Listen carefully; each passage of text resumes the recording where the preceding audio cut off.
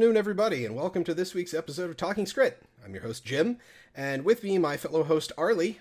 Hey! I'm not going to go through the whole intro thing because Why not? I'm not gonna steal Deo's thunder. He did intros for us, and there's only the two of us. I'm not gonna steal them from him. Okay. Because that would be rude. Mm-hmm. But anyway, so it's a quiet show today. We are down to two. We had a few guests, but things fell through. That's fine, but we still have plenty to talk about.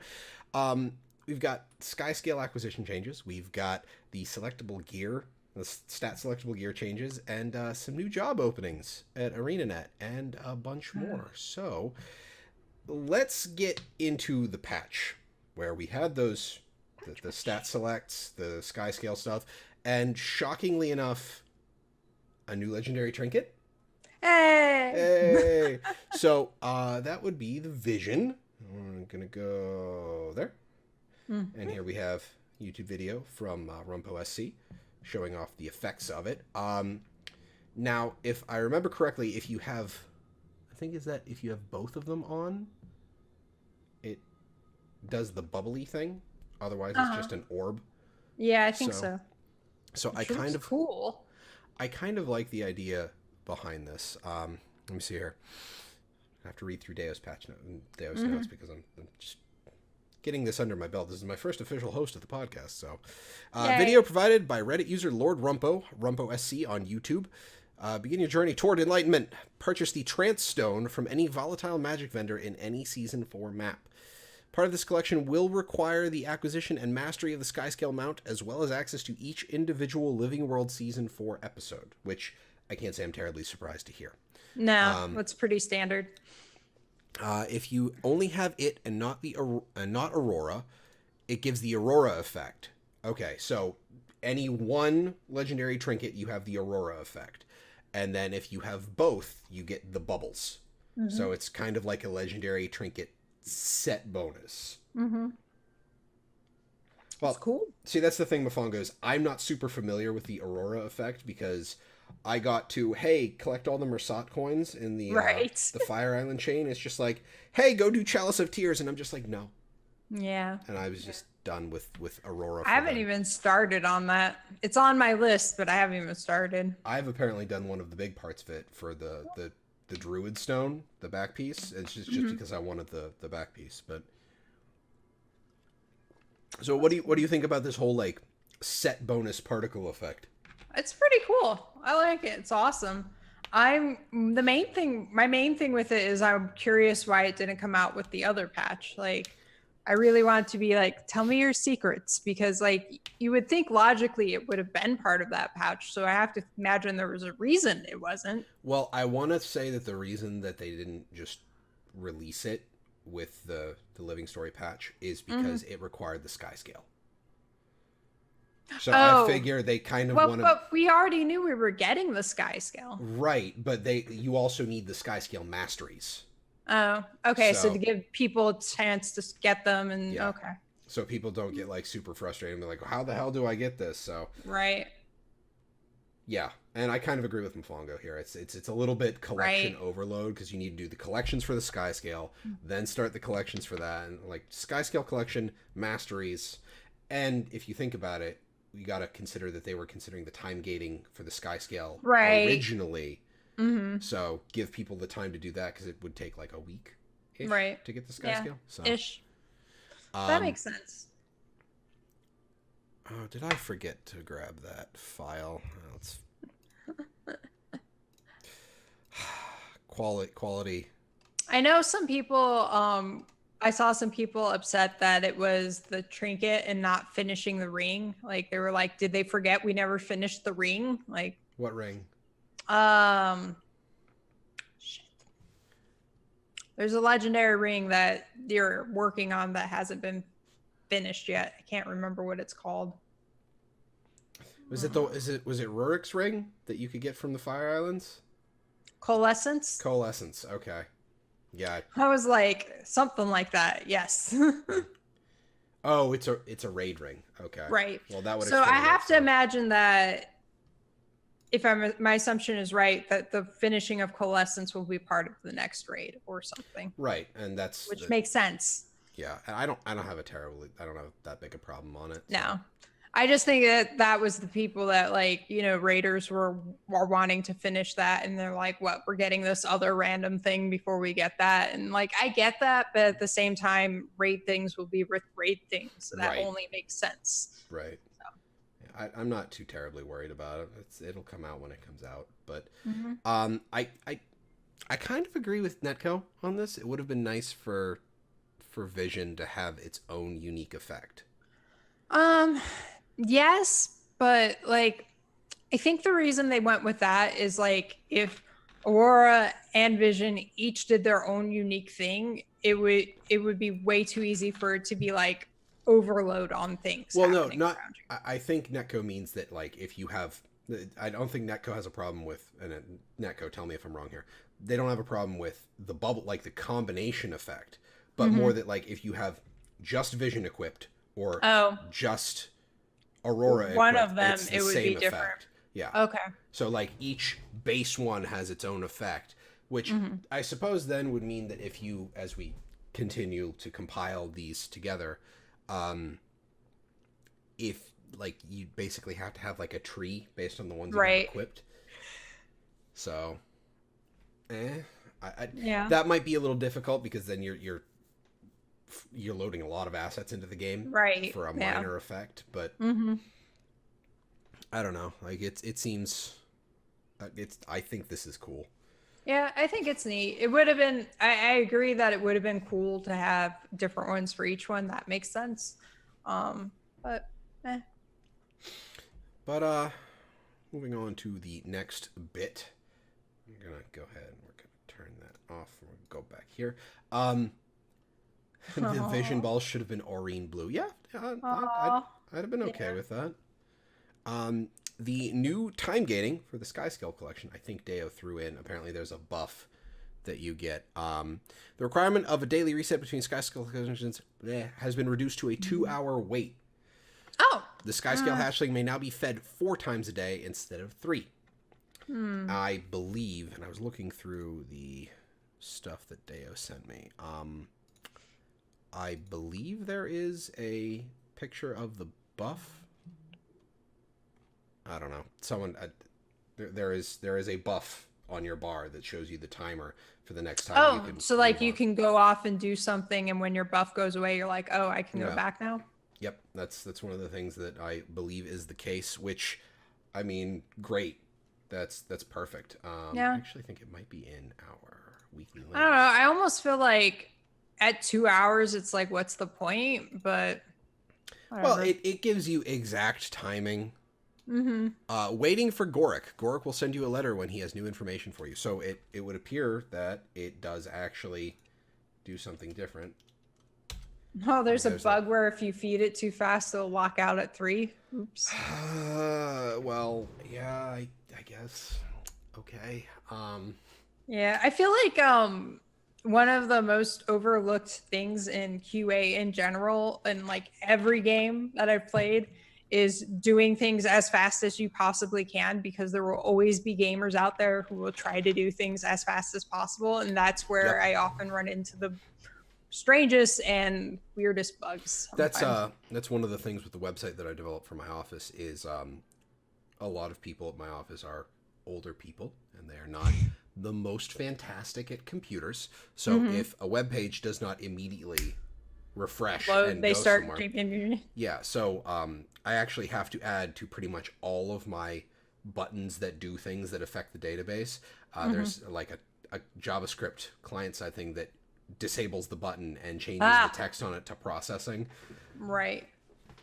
So, yes, Netco is correct. If you feed it too fast, it's too fat and it can't fly. That's sensible. Or if you feed it too fast, it gets sick and then it can't fly. It's immersive. Malore. Like, stop jamming food down its throat. To be fair, we're feeding it raw magic, so I don't want to see what acid reflux is like on that, but yeah. Oh, he just exploded the whole island. They might actually puke rainbows. I don't know. But moving on from that, the attribute selectable equipment is now in the game. The changes to that is now in the game. Yay. Includes all stats available to your account based on the expansions that you own, which is fantastic. Yeah. I wonder if it's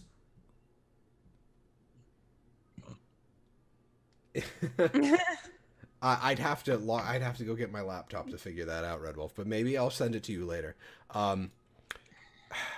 Includes all stats available to your account based on the expansions you own. I wonder if that even goes as granular as the Living Story episodes you own, though I suppose they would have said that.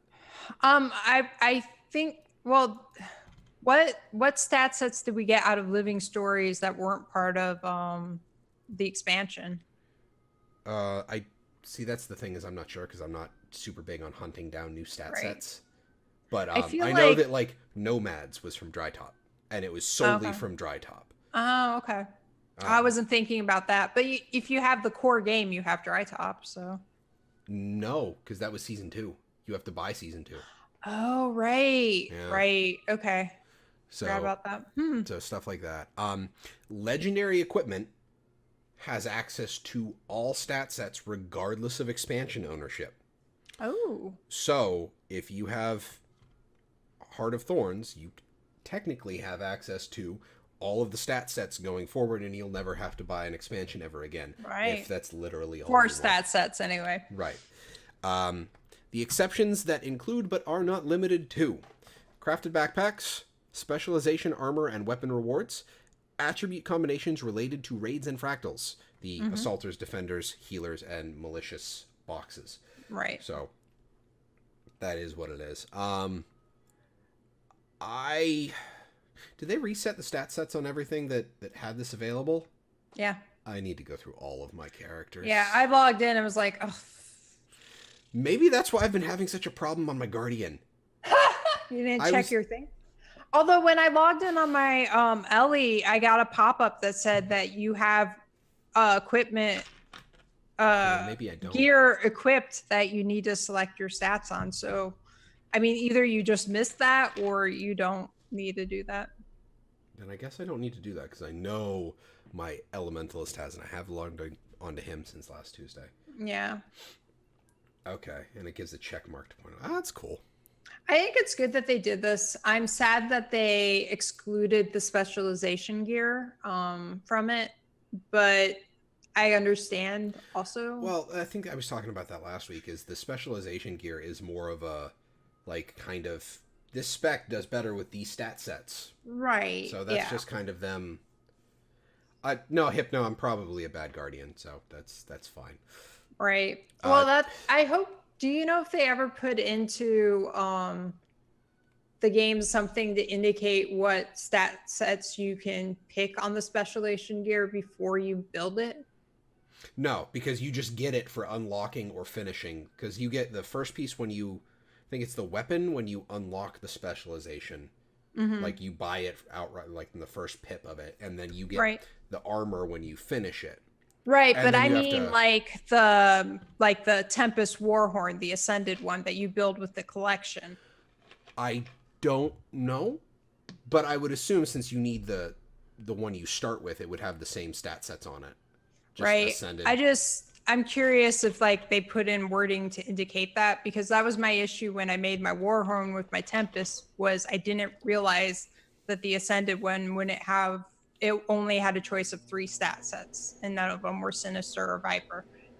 So that was my whole thing. Because it's such a pain to build that. I would think you would get more of the options. You're a Tempest? No, you make buffs. You make buffs and heals. That's what you do. You don't do the condies. No, bad. You know, I never do what people tell me I'm supposed to do. I'm fully aware of that. Don't tell me what to do. I'll tell you what I'm doing. Okay, and Diviner stats came through Thunderhead Peak. Oh, right. Magnus is saying that he can get Diviners on his hot account via PvP armor. No, okay.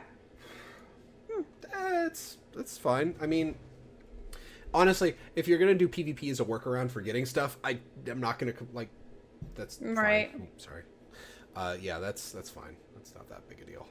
But yeah, like Hypno saying, is like kind of the the three stat sets is them kind of pushing you in a direction for a spec. Right. And, doing weird stuff outside of that, like you're doing, Viper's Tempest. Yeah. Like that's more like that advice isn't for you, basically. Right, yeah. It's like you're already past the point of having ideas on how to do something. Right. Next bit. Ranger shouts have always been significantly different from what standard shouts are, as they've largely been focused on interplay with your pet rather than bolstering your allies. As such, Ranger shout skills have been reclassified as command skills rather than shout skills. They're keeping their voice callouts and all their pre-existing functionality, but they won't be affected by the Rune of the Trooper or the Rune of the Reaper. The resounding timber trait will now affect command skills rather than shout skills. The Entangle skill fixed a bug that caused this skill to inflict vulnerability. That's just a bug fix with Entangle. Yep. That's cool. Ranger nerfs. Well, I mean, kind of. Well, it removes access to 2 rune sets, so you are losing and gaining. Like, there is no gain here. It's literally losing access to rune sets. So it is a nerf. Yeah. I'll admit. I mean, but maybe they can add in the future rune sets that affect commands only. Well, see, this is one of the things where if they add a pet class that is not Ranger, say, I don't know, if they make a minion-focused Necromancer spec or a Golem-focused Engineer spec, they could give them command skills. Right. So, yes, you don't shout at your pet anymore, Netco. Well, you do shout at your pet. You it's just shout. not called shouting anymore. But it's thematically, I like the change. Mechanically, it makes sense. It does make sense. Honestly, I think shouts are a little overloaded for a skill type because you've got Tempest, Warrior, Guardian, Necromancer, or Reaper specifically. Right. Well, that also gives them some room that if they want to add in skills that like negate shouts or something, that would give Rangers a little bit of edge because they would still be able to use that. Oh God, Zones of Silence. Yeah. Get some D&D stuff in here. Oh, that would just creep. Like you walk into an area and like that sounds like a raid mechanic. Is you walk into an area with a raid and it's just like you're in a zone of silence. You can't use shout skills, and it's just like. Right. Poor warriors. Realistic shouts for pets. No bad. Stop eating that. Leave it. Leave it. No, I'm serious. Leave it. Oh God, that would be weird. Yeah, and that's what I was talking about. Hat is like we have command skills for a golem focused engineer or minion focused necros, stuff like that. Yeah, it's and it's a new skill type, so maybe they'll introduce a command-based rune. Right. Which, if they do, that clearly means that they intend on putting command skills back in the game. I don't mind. No, I think long term it's probably a good choice, and it makes sense. So. Yeah, it's sensible. And it also means that, if they ever nerf shouts in a general sense, that, Rangers aren't affected there. Right. But finally, we got a new infusion, a new graphic infusion that's not luck-based to get. That you can just get it. It's the Mystic Infusion. What? Yeah. Video from YouTube user I'm So Sharky showing off on his on their Char female. I like this. This looks really cool. Like the eye glow, the just kind of it's very subtle and I dig it. Yeah. I like the more muted effects that just add a little something, you know? I might actually go after this on my Guardian because this I honestly think like the eye glow would stack really nicely with Glint's Gaze. So I think that would actually look pretty cool. But you have to buy ectoplasm stones to get globs of ectoplasm, which I'm going to assume the ectoplasm stones are off of Miani. Right. It's just an assumption here. Use any 3 random exotic weapons plus 1 ectoplasmic stone in the Mystic Toilet. Oh wait, it is random. Rough 1 in 1,000 chance to get a Mystic Infusion in addition to a variety of newer Mystic skinned weapons. Oh, so that ties into. Yeah. Go ahead. Wait, do you get the new Mystic weapon part for sure, and then it's a chance to get the infusion as well? Yes, that's what it seems. Yeah, see, Netco, this is my problem, is I was just reading the notes line by line, and then I got to the end of it. Yeah, you didn't get to the end until after you were excited. It's like my excitement drove off a cliff. Right. But, we're talking about new weapons, and yeah, we done got new weapon skins in the Mystic Forge, friends. So we'll just go ahead and turn. Oh, what? Why? I don't know what I'm clicking on. Oh my God, who's driving this thing? Well, it's not you, Entangled Depths, or yeah.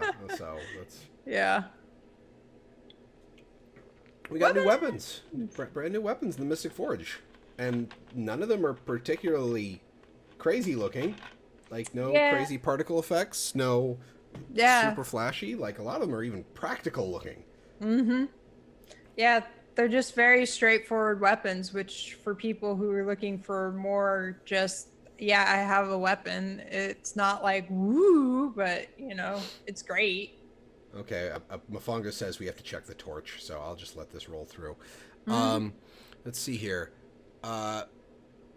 We're tasked to throw in materials into the Mystic Forge to achieve 15 achievement points and 5,000 karma. As the community reaches higher and higher tiers, by donating more, they unlock recipes in the Mystic Forge. This is meant to occur over the coming weeks. Apparently, it was not awarding credit to everyone who's participating. So oh my God, look. The bow? No, the fire in your hand. Oh, I missed it. Oh. Because you're watching on the stream and you're seconds behind. I do like the ghillie rifle. Like, that's impressive. I like the spear has a fish on the spear. Yeah. And then the shield, I'm told, is Tariasa's shield with the lion on it.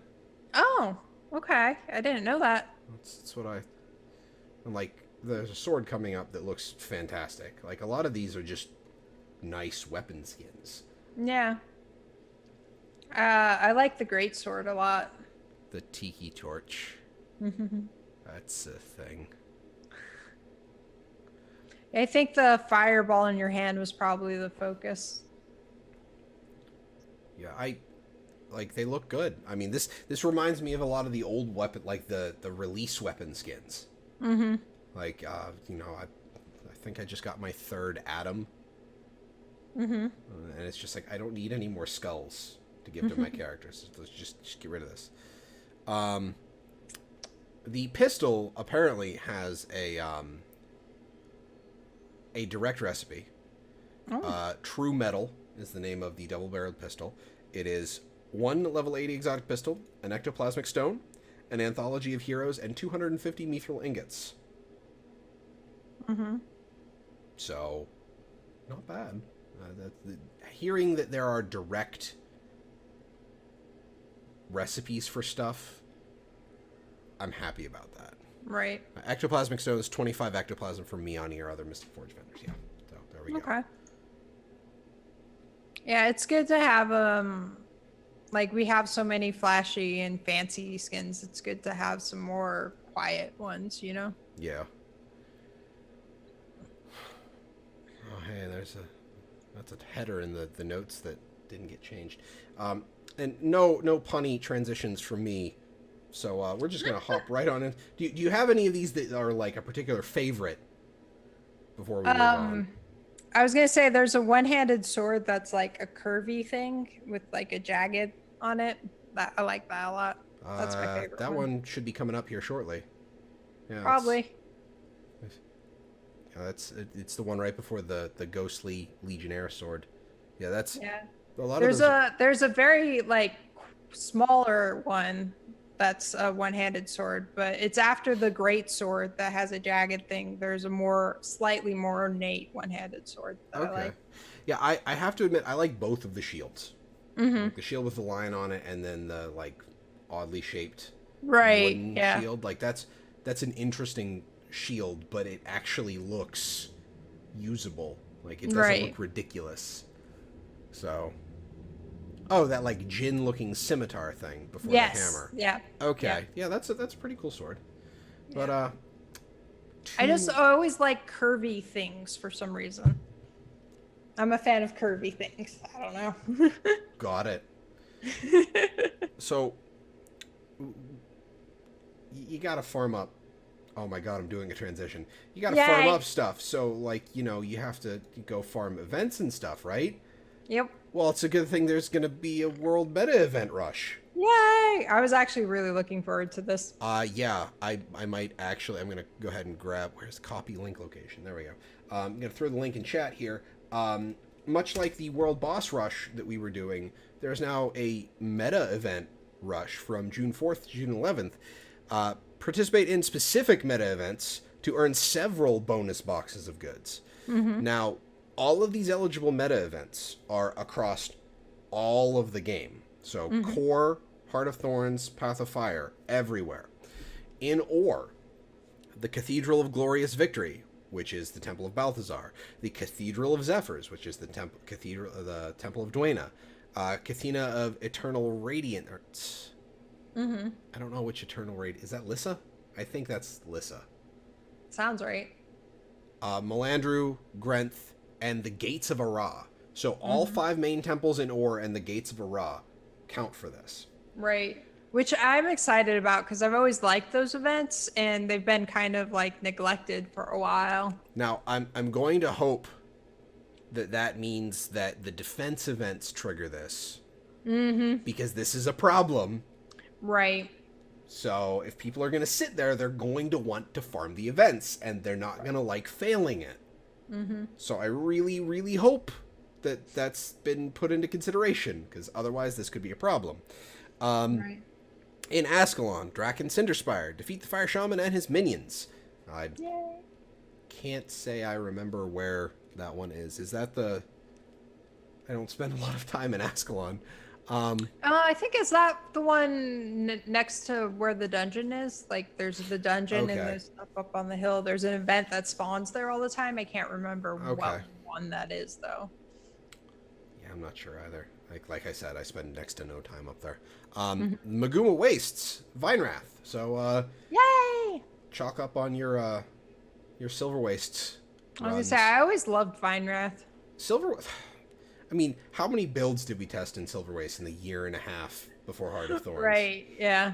I did finally sell my my 2 portals, by the way. Oh, you did? Yeah, because they were just sitting, taking up space in my bank. So, the heart, and now we're getting into Heart of Thorns. The Heart of Maguma, against the Chat Garen. Yeah, Maguna. Chat Garen and Mouth of Mordremoth. So Tangled Depths and Dragon Stand. Both meta events count for this.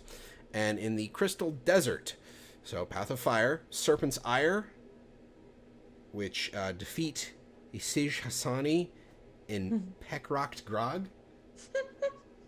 Words, I I was think. gonna say you're almost as good as Deo right now.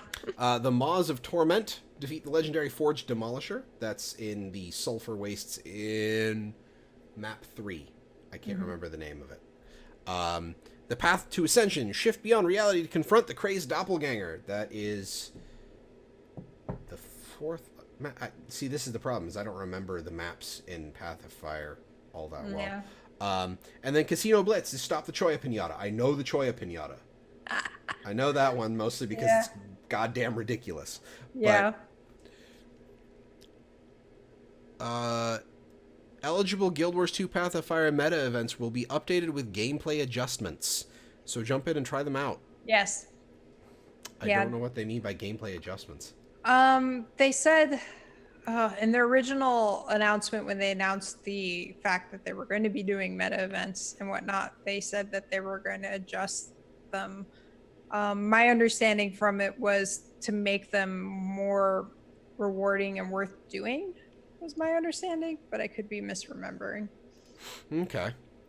Now, the other thing that is alongside this is there's a overarching meta event to this. Oh, they're easier now. You know, will they make them work now? I don't know, Mofongo. There's some stuff. Um, I wish they would have done Verdant Brink and Auric Basin, Yeah. but My guess is people probably do those a fair amount still. Auric Basin is still farmed over and Yeah. over and over again. Like Yeah. Auric Basin is still a solid map. Yeah. It seems to me the ones they picked were to get people back doing things they hadn't been doing. Yeah, and there's also a bunch of stuff that is on a timer now. That's the Path of Fire events are on hard timers. Oh, good. Yeah, because that was frustrating too. I think that's in the. I don't know. There's also a tiered community goal. It's kind of like Boss Blitz from the Queen's Jubilee. Tier 1, 5 guild gold from kills banners, 3 celebration boosters, and 1 thimble of liquid karma. Tier 2, 5 guild gathering and swiftness banners, 3 celebration boosters, 2 thimbles of liquid karma, and 10 packed scouts mapping materials. I still have no idea what half this stuff does. Tier 3, 5 guild karma and experience banners, 3 celebration boosters, 3 thimbles of liquid karma, and 5 trays of Omnom Berry bars. Nom nom nom. I guess. Tier 4, 5 guild gold and magic find banners, 3 celebration boosters, 4 thimbles of liquid karma, and 10 bonus boxes of goods. Now we're actually getting into stuff that people probably want, because the bonus boxes of goods have a chance for infusions in them. Right. Tier 5, 5 guild heroes banners, 3 celebration boosters, 5 thimbles of liquid karma, and 1 endless bonus box tonic. Yay. So tonics, just go out, do meta events. Right. Well, the meta events on the list. Yeah. But, Yeah, because you only get the tier things if you've been participating. right. It's much like with the boss. I don't think the World Boss Rush had any tiers to it, but I don't think so. Yeah. but honestly, I'm happy to see them doing this stuff. Oh yeah. Also- like Oh, go ahead. I was gonna say, it like I was saying, it gets people back doing things in parts of the world that they hadn't been, and it's just a fun thing to help fill the time between story. Yeah, and it's community events like this are things that need to happen. Right. And one of the things I've always complained about is with them adding a new map for every chapter of the story, it kind of pulls the player base apart and stretches it thin. With them doing stuff like this, they get people back into other maps. Right. And that's a good thing, because that means that, and Magnus is saying that it makes Path of Fire more lively, and that I have to agree is one of my complaints about Path of Fire, is it often seems a little desolate. Yeah. I know it's a desert, but like, Right. it just, since there's no meta, well, now there's a meta with Dragonfall, but it just feels like there was no reason for a lot of people to stay in a map once they've, quote unquote, completed it. Right. I'm happy to see this going on. And I think it actually brings people in with the community of Guild Wars 2. Speaking of community,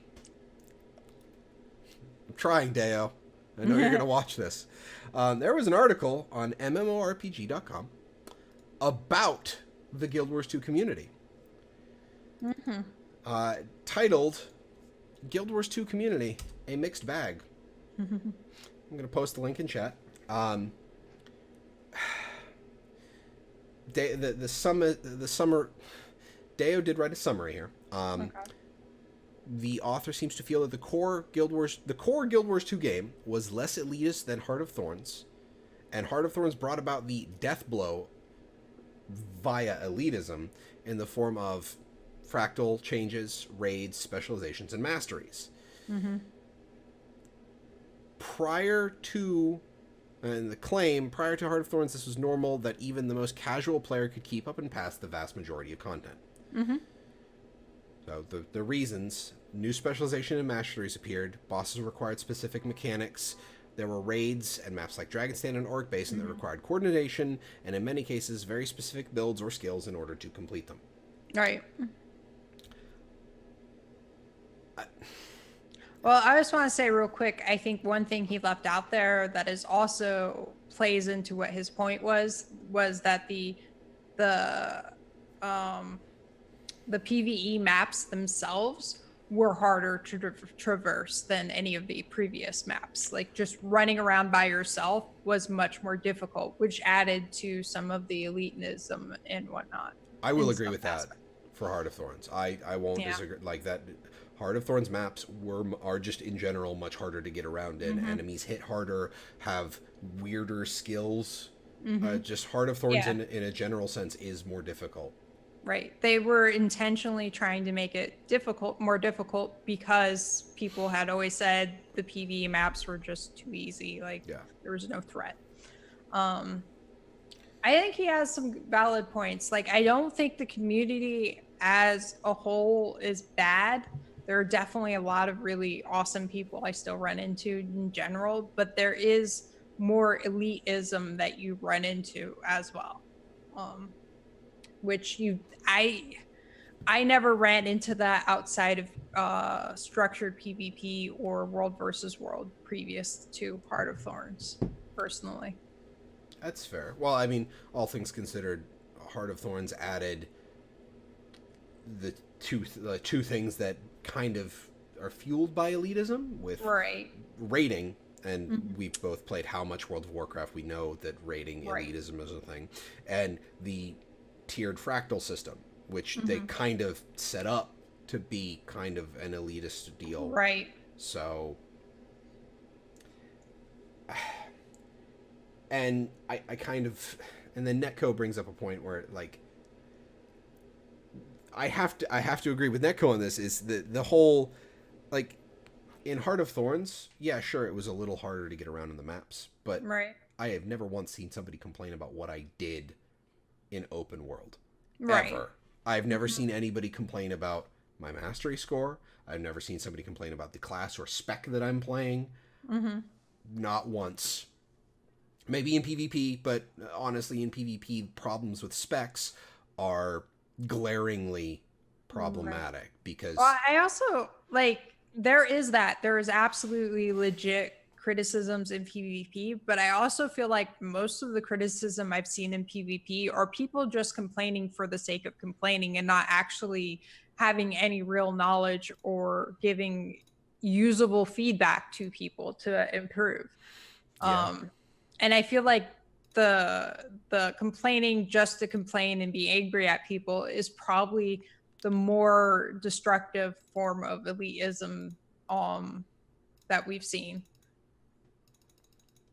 yeah, like It's not just helpful in any way. yeah, needless complaining is Mm-hmm. always a problem. Um, and that's basically what Hypno just said: is 75% of the population are good people, and 25% of the other 25% just yell because Mm-hmm. yelling. Yep. So, kind of on the same board there. Mm-hmm. I feel like the people who make noise very loudly. Right. Um, PvP, it's PvP. Mm-hmm. Like you can say that Guild Wars 2 has the friendliest community, but then PvP, but that's literally any PvP game, is that it's just there. Yeah. Yeah. That's any game that has PvP. It's just the way It's it is. just that there are going to be angry people in PvP because that's the mode they gravitate to. There is a certain amount of elitism that exists in any kind of like content that requires Mm-hmm. teamwork. Right. Or is in any way competitive, Yes. whether it's competitive within the game or players make it competitive amongst themselves. Yeah. And then, Magnus bringing up that elitism and MMOs go hand in hand. Yeah. Yeah. Sort of. Yeah. I mean, Guild Wars 2 went a long way at initial launch to minimize that because like they did things like where the resource nodes were all shareable. Like, everything is tag and shareable. Like you're never fighting other players in PvE content for things. Like you're just You should never be genuinely upset to see another player. I remember that was right. from like the manifesto video. Right. So like they went a long way to removing the normal things that generate that kind of bad attitude people can get in the PvE stuff. Like I said, there was still World versus World and PvP, which were their own things, but in the main game, they went a long way to remove that. And then that's part of the change that we saw in Heart of Thorns, where they added all of that stuff and it kind of made it more competitive in a way, which was weird, you know? Especially not just in the maps themselves being harder, but the way the meta events in the maps all happen, and where you progress through each thing and you need to do each thing to get to the next thing. And if everybody's not pulling their weight, it can cause like you to fail the events very easily. I think that's another way that they kind of unintentionally encourage some elitism as well. See, and that's honestly, this is a vote to kick discussion in and of itself with elitism, but I have a problem with the phrase elitism. I think that it is overused and misused rather frequently. I think, in a general sense, when somebody is called elitist in a gaming context, that is a negative. That's an insult. It's meant as an insult. It has like a toxic overtone. Right. It's the act of being an elitist is knowing that you're better, telling people that you're better, and holding it over their heads. Right. Like, I am better than you, you suck, and browbeating them with your prowess. Right. That's dumb. Now, Hypno was talking about, helping people. Right. And that's good. No, knowing more than someone else at a game, but being like, hey, you should try doing this, or yeah, you have to go over that way. That's just being helpful. That's or like, you're doing this, so I don't know, but maybe you've noticed that you have trouble with this. This might help you do that. Things like that are helpful. But like, and there are people, even if you're super nice about trying to help them, that have had such bad experiences with people being jerks about it, that even if you're super nice and actually helpful to them, they will react like over the top to you and be like, don't tell me what to do, Yeah. And I think that's some of where the elitism term being thrown around too much comes in. Yeah. Well, that's Magnus brings up South Octavine and see people streaming. Poor South. Well, but before I get to what Magnus said, because I actually have experience with this from last Wednesday when I was trying to, get a handle on Dragonfall. Mofongo is talking about trying to help people run better builds is not really elitism. Most of it is just in tone of presentation. Right. That's right. Very often it's not what you say, but how you say it. It's like, why are you running that stupid build? It's like, hey, why don't you try switching to this trait? It might help you. Same, like basically the same thing. Same message. Just different. Yeah. The message is change your build. First thing is being a dick. The second thing is being helpful. Right. Now, Magnus, you were talking about South Octo. Dragonfall, I was doing the legendaries there, and I think I can't remember which branded legendary I was on in Dragonfall, and just I wasn't paying attention, and I didn't realize the event was they have to all die at the same time. And there was one at like 30%, the Hydra was at like 60%, and the other, the one I was on, just dead. Right. And like everybody in like say chat, everybody starts bitching, and I'm just like, oh, it's one of those events, and everybody's freaking out, and I'm like, okay, we'll just wait for it to respawn. The other one's like at 60%. It's still getting. I'm watching the Hydra not tick down very fast at all, and I see the thing respawn. It respawns at 50%, and I'm just like, it has less health now on respawn than the Hydra does. Right. We'll be able to kill this a second time, let it respawn, and then kill it with the Hydra. Right. And it's just people freaking out, and it's just like, it's okay that it didn't all die at the same time. Right. Because the other stuff wasn't ready to finish anyway. Yeah. Well, like, I understand people getting upset about it if it's the case where if you don't kill the things at the same time, they get a buff or something, or they're harder to kill from then on. That makes sense.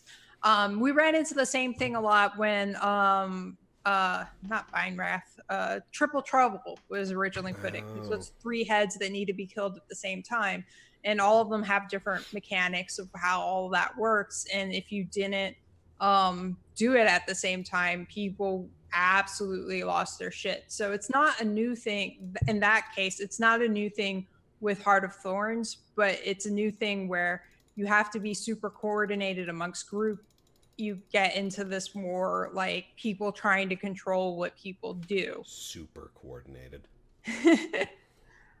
I mean, to be fair, they give a pretty sizable window. I think it's like 30 seconds. Right. But like I might be misremembering, but I swear when they first put in triple trouble, it took a while of it spawning before it was actually successfully done, which is kind of impressive. Triple Trouble, I remember being a very tight initial launch. I'm sure. I think TTS still does a Triple Trouble every week every day at reset, but I don't think I've ever experienced a successful event. Which I do need to log on and do that at some point because sure, why not? And Magnus, you do have a point. Is generally speaking, if you're not dying, you're helping. Right. And that's kind of why they changed the trait system, because I remember when you could put 4 points, because you only got your traits every 5. I don't know. I don't see being like, okay, yeah, this group's ready to burn in map chat. I don't really ever see that as that big a deal. Right. Especially since the game is already set up so that you're not supposed to hate seeing other players. Right. So I feel like coordinating is a lot easier. Like, I remember turning off map chat the second I got a new character in World of Warcraft. Right, yeah. Now, granted, I do have a separate tab that is, like, I have main chat, I have the guild tab, which is just guild chat, and then I have a third tab that is everything else it's everything, no map chat, combat tab. Right. Those are the 3 text boxes I have in Guild Wars 2. But I still keep map chat on. I usually don't go away from that. Usually I only go away from it when it's like spoiler territory. Right. But well, here's that's cool. Right. The other aspect of elitism that is a problem is something I encountered when I was working on my roller beetle, I think it was. I needed to kill the queen spider in Queensland. Queensdale. Thank you. Like Queensland, we're in Australia now. But it's been so long since I did that I couldn't remember the key mechanic of it. And I asked the map chat, I was like, okay, I'm failing this. I don't remember what I need to do. And one of the first responses was get good. And I'm like, okay, that's not useful at all.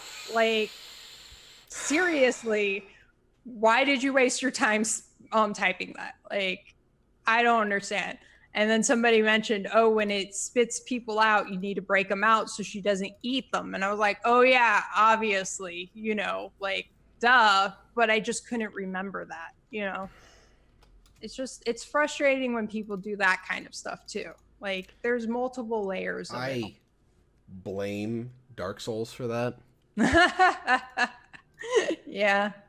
Like, and Mofongo's like, it's a meme, and I'm like, yeah, right. It is a meme. It is, but a meme, it's also useless. It's like if you annoying. say get good, but then follow it up with something useless, then fine, whatever. But if you're you mean useful after the get good? Yeah. If your total contribution is just get good, don't bother. Why waste people's time reading your shit? Like nobody cares what you say. You're dumb. It just like frustrates me. I don't know. You heard it here first, people. Arlie doesn't care what you think. Nobody cares what your opinion is, okay? I mean, no. In a general sense, probably not. But like, it's just try and be helpful in a general sense. That's kind of what the whole point is. Oh, I know what I was also thinking. I think another issue with the elitism, hardcore casual that comes up, especially in PvP sometimes, is people who just, are going through the content, whatever, doing whatever they do, not struggling with anything. And then they stumble upon like these harder fights or meta events or whatever, where you need to have more coordination.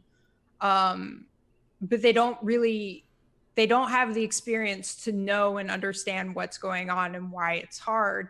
And then they run into people being like, oh God, you're doing this or whatever, like you're useless. like I understand the friction there. Like I Yeah. understand the people trying to coordinate and making sure things work well, and you seeing somebody who's essentially useless to you just wander in.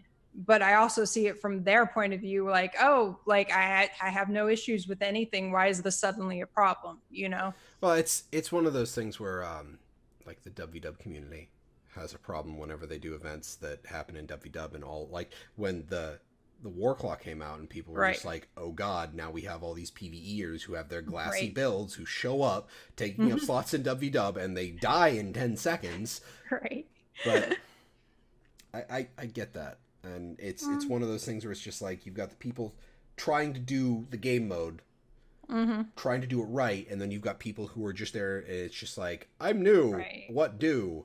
And Right. it's kind of like it's But a like, balancing act. yeah, I understand the frustration too, but like my philosophy is always like you need to be nice and friendly and helpful, because like no matter how great a game mode is, there's always people who are going to be quitting it. So you need people, new people coming in to backfill. Yep. And if you are immediately an asshole to the new people, then you're just going to turn things off and you're going to make your game mode like dead, basically. Like it's not a healthy cycle. Wait, Mofongo. The PvE players were better at Breakbar than WW players? I would assume that there would be a great, like, I would assume that WW players would know how to do CC. Right. Like, it's a I'm PvP confused. game mode. Why?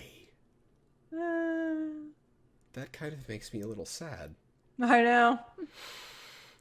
Okay. Anyway, to close it off, overall opinion on the article? It's interesting. I think it's a valid opinion. I did talk to the author about it. I don't like how in the last paragraph he kind of takes it back, because I was like, you made valid points, but at the end he's kind of like, but these are just my experiences, blah blah blah. And I was like, everybody knows these are your experiences. Don't dampen your opinion. It's fine. I think that some of it is exaggerated, but it makes the point and it's worth thinking about. Like, I think overall the Guild Wars 2 community is still a great community in the MMO, but there are these little factions that have shown their cracks and have been kind of a problem.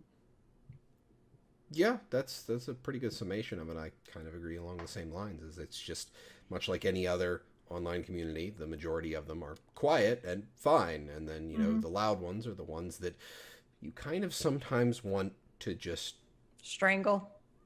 No, I don't want to strangle them. I just kind of want to put my hand over their mouth. I want to strangle them. And just be like, shh. Let people enjoy things. Right. But, that can sum up like a message to the internet in general. I swear.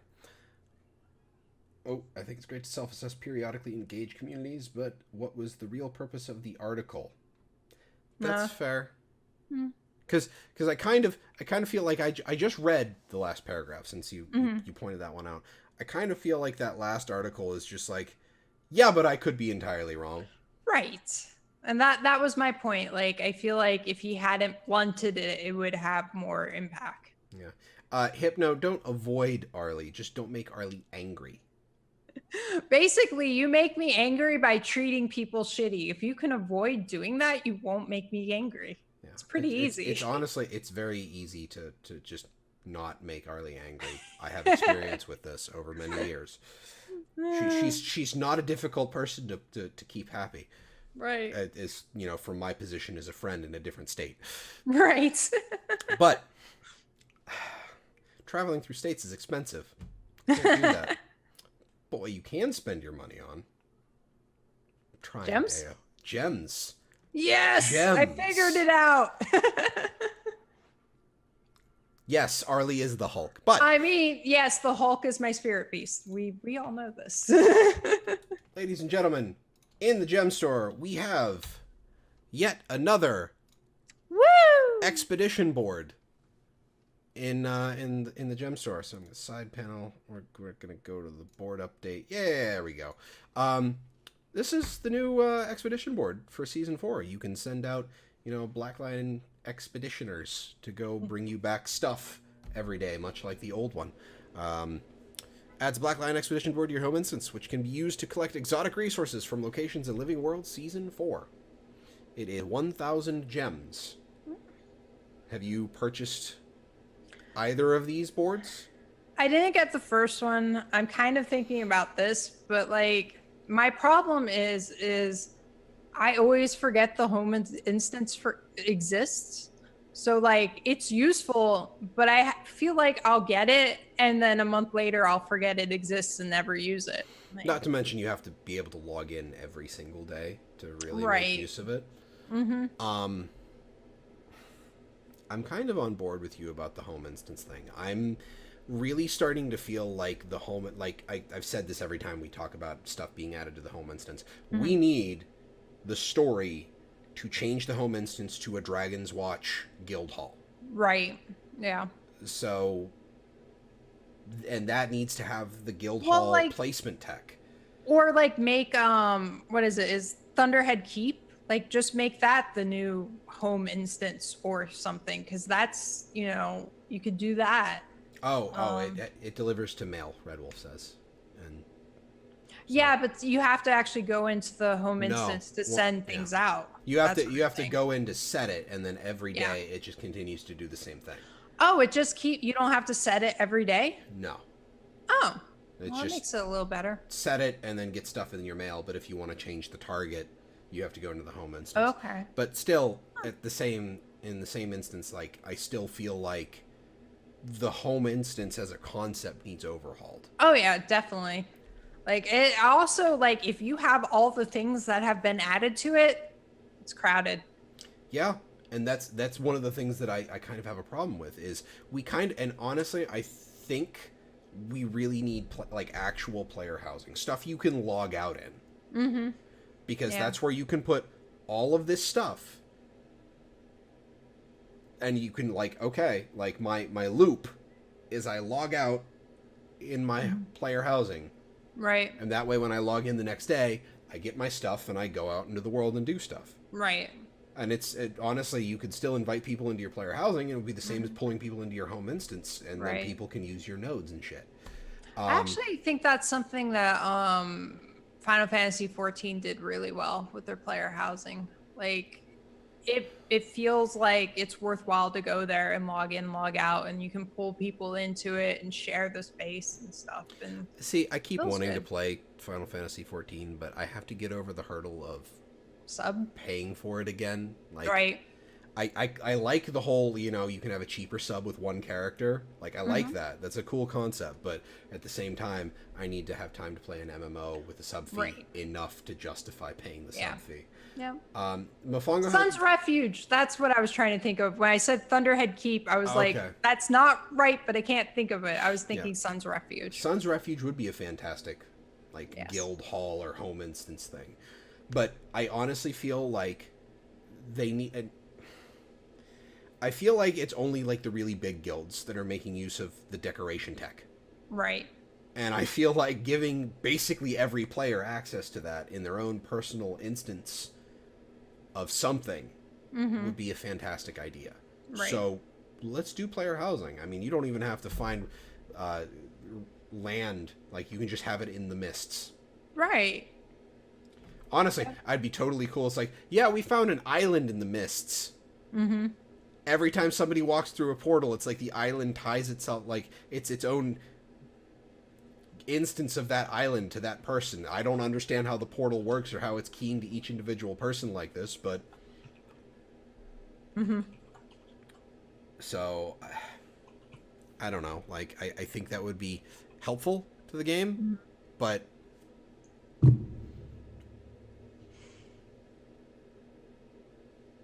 Also trying to remember which website is the...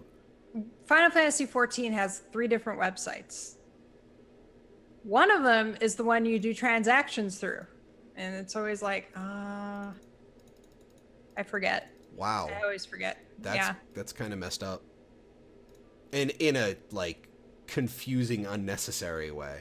Right. Like, this is my main complaint. When I want to resub to them, I'm like, you make me giving you money difficult. It's like, That should be the easy part. it's like, I want to give you money. Why is this hard? Right.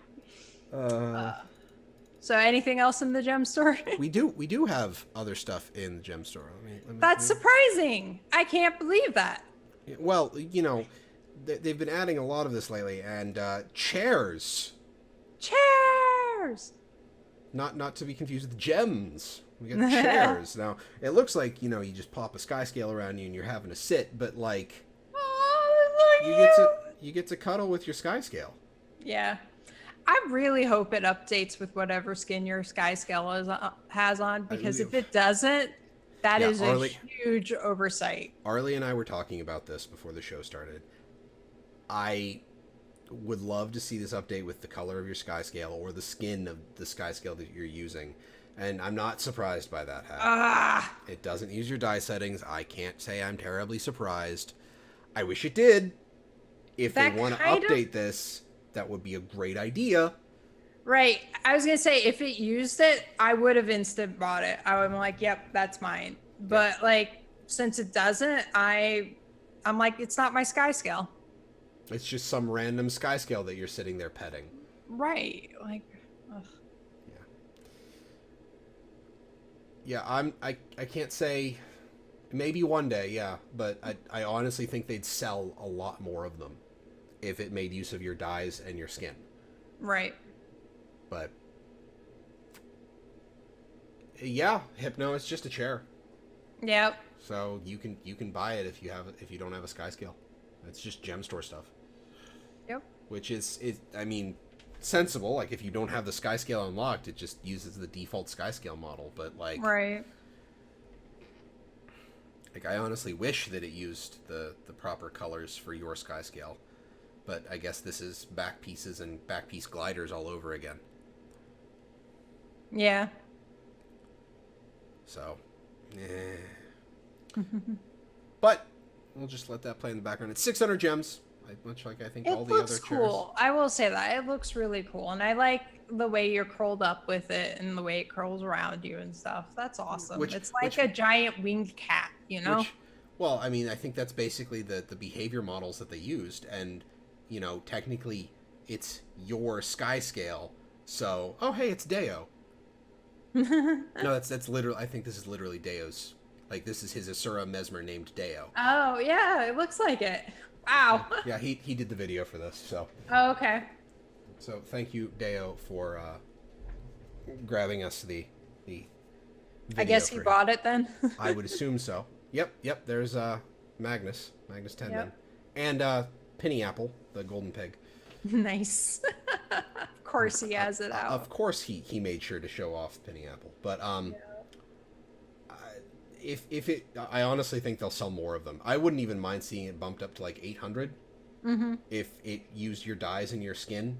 I mean, once Sky Scales had skins, I don't think we have any out yet. But you know, it's just a matter of time. I mean, yeah, of course, but we'll just go back to the main. We do have some returning items. Got the Black Lion Hunters contract, the Season 3 Expedition contract, which was previously the Black Lion Expedition contract. I believe both of those are 1,000 gems apiece. The die kits. Bloodstone, Metallurgic, Jormag, Crimson Lion, Blue Shift, and Tiny's die kits. All coming back at 20% off, but I still have words about die kits, and they're not polite at all. Right. The Awakened Mounts pack is back. Yay! And also the Scaled Dragon Wings Backpack Glider combo is back. So, any of those that you're terribly interested in? Not really. Okay. Like, it's one of those things where, like, nah, they're fine, but nothing's like, oh my god. Yeah, nothing you're super looking forward to grabbing. Nah. That's understandable.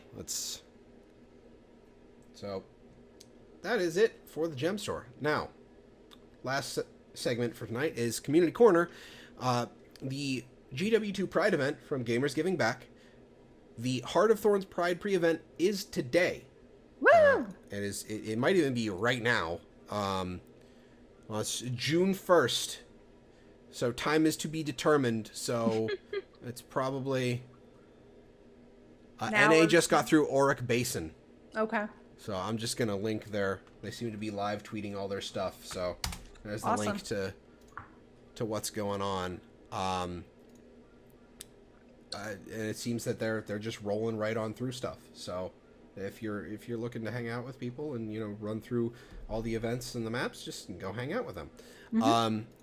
Also, we have another video from Games Love and Life about raising your magic find without using ectoplasms. I'm gonna mute this because it's gonna mute tab. Okay, good. Get magic find fast without ectos. We're gonna go ahead and we're gonna grab this. We're gonna go ahead and drop that YouTube link in here. Raise your magic find without the use of global ectoplasm, especially with the new Mystic Forge stuff, because ectos are useful.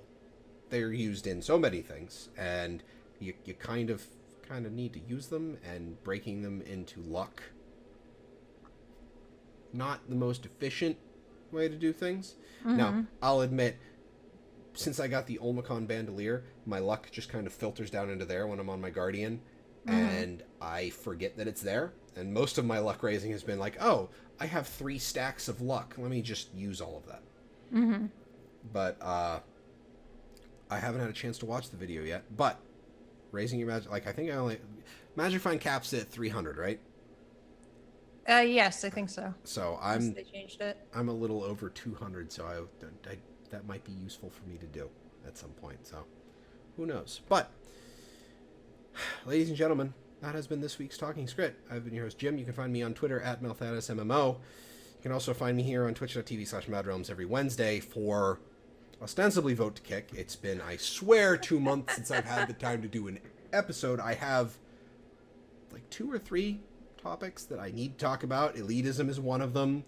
Vertical gear progression or vertical game progression is another one, and I need to find someone to vote to go keep. Oh. Because I'm gonna argue kick all day. You're not backing. So should I just have you on to back me into a corner again? Is that how this is gonna work? I think I can argue keep on that one. Okay, well then do that. we can schedule that. We'll have to do an early show for that. But my fellow host Arlie, where can they find you? At Arlie82 on Twitch, Twitter, and Instagram. Woo! Yeah. And she does the WoW rating things. She plays a bear. Rawr. Oh. So, ladies and gentlemen, that has been it for this week. I hope you have a fantastic evening, and I hope to see you next time. Good night, everybody.